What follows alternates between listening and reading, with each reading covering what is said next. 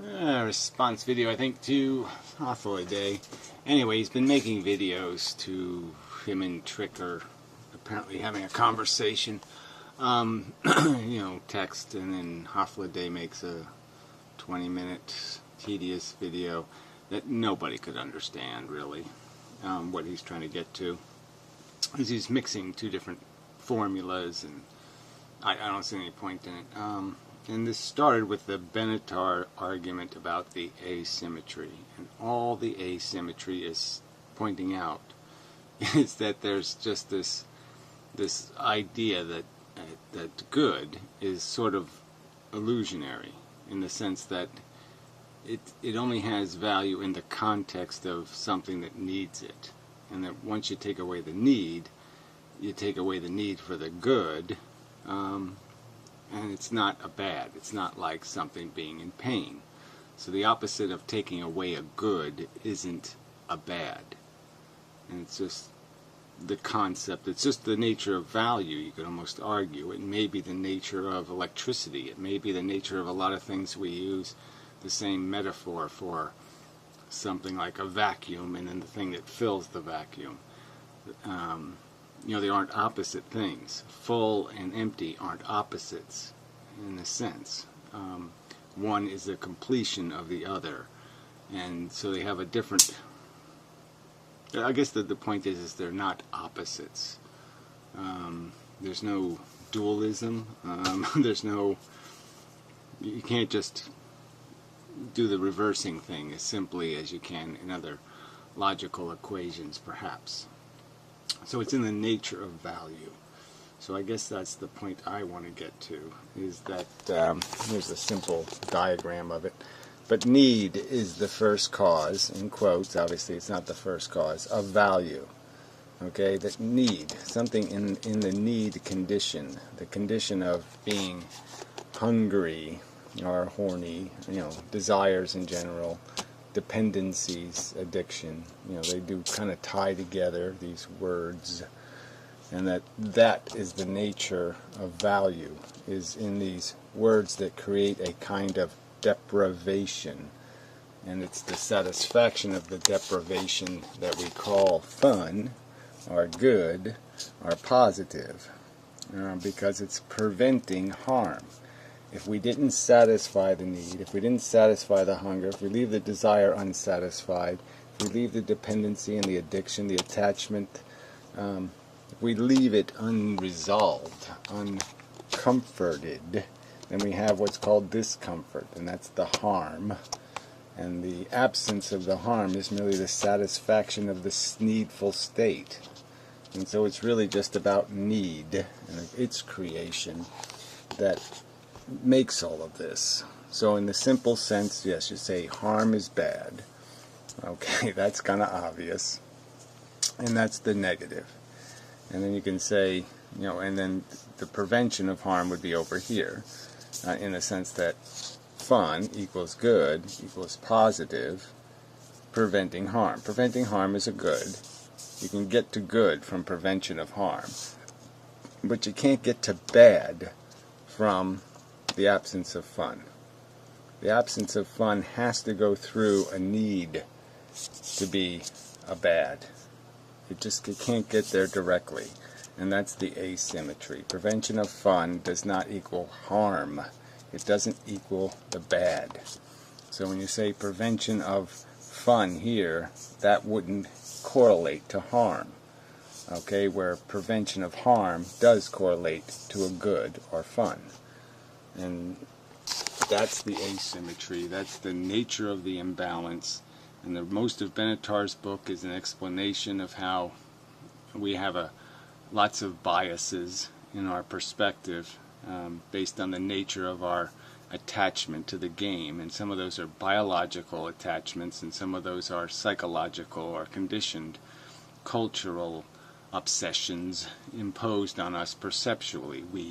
We have written a fairy tale, and we live the fairy tale we wrote, in a sense. And that fairy tale describes things and puts them in value categories that keeps people motivated to play, because they're not seeing the richer context. they do overemphasize the value of the meal and underestimate the pain and price that's paid for it.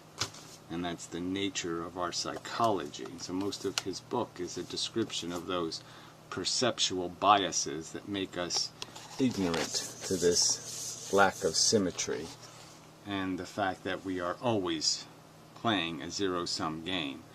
A game where if you're lucky you'll just lose less than everybody else, than anybody else. And that's the nature of your good fortune, is to avoid bad fortune. Duh. And that's the substance of the game you're playing, is a game of not making too big a mess, not running too big a deficit. But you'll never be in the black in the sense of your own individual existence outside of a context where you can prevent somebody else's harm. If you can prevent somebody else's harm, that'll be a good, and that can make your life valuable. But outside of that context, you have no capacity to do anything good but expose yourself to the risk of harm and satisfy needs that don't need to exist. Needs that don't need to exist. Important concept. And that's why I bring up the Martian example. He didn't respond to that. I said he might, but he didn't. That nobody needs Martians. You'd have to make a Martian for there to be a need for Martians to exist, because the need obviously doesn't exist.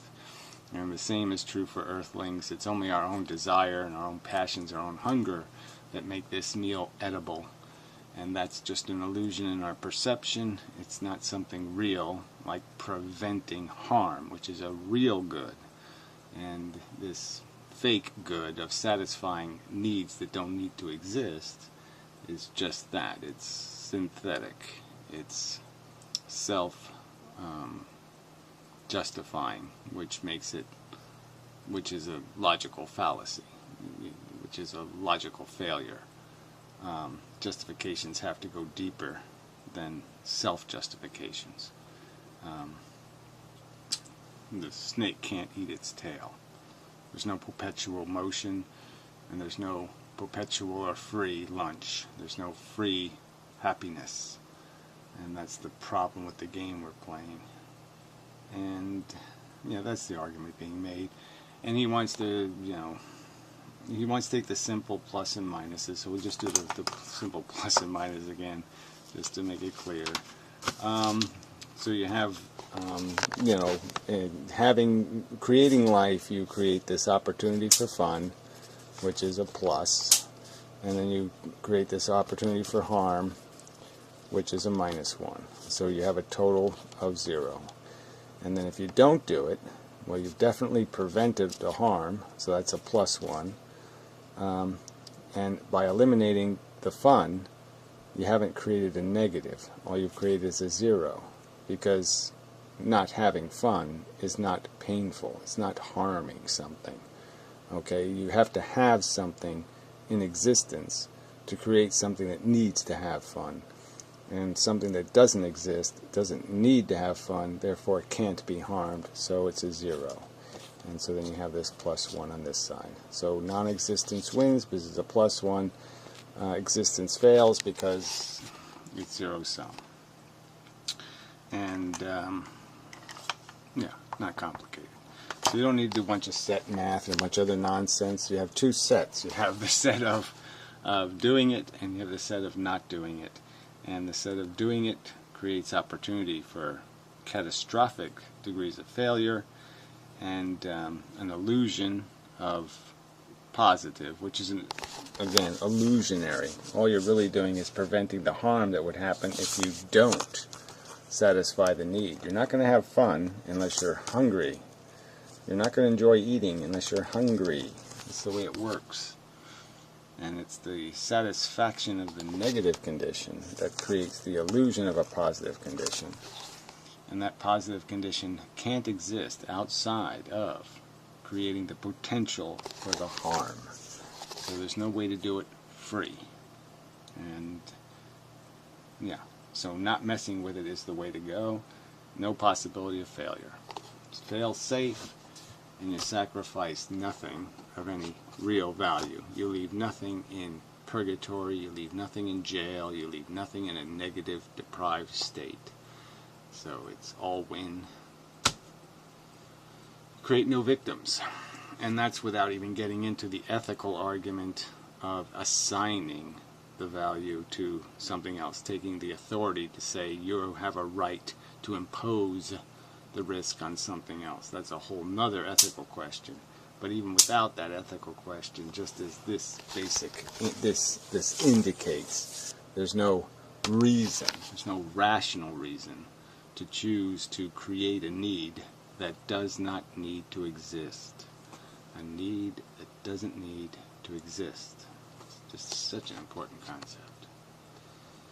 So anyway, that's probably enough. That's enough. But I mean, it's just no point in bending Benatar into equations that it's not meant to be formed into. I mean, it's not as simple as just saying there's diamonds and there's syphilis virus. You know, so you have diamonds or you have syphilis virus, and then you make your equation out of that or something. Or then you have some neutral thing that's neither a diamond nor a syphilis virus. It's just something nobody wants, but nobody hates. There's just no point in doing that, because that's not the form that the good and the bad comes in. It just isn't.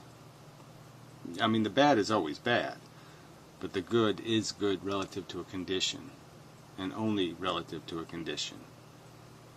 The good can be extracted by eliminating the negative, and if it does exist in some sort of independently positive way, it still doesn't matter. It's still not harm not having it. There are no Martians suffering for not existing. It just isn't happening. There's no negative to non-existing. It just isn't. Okay. Enough said.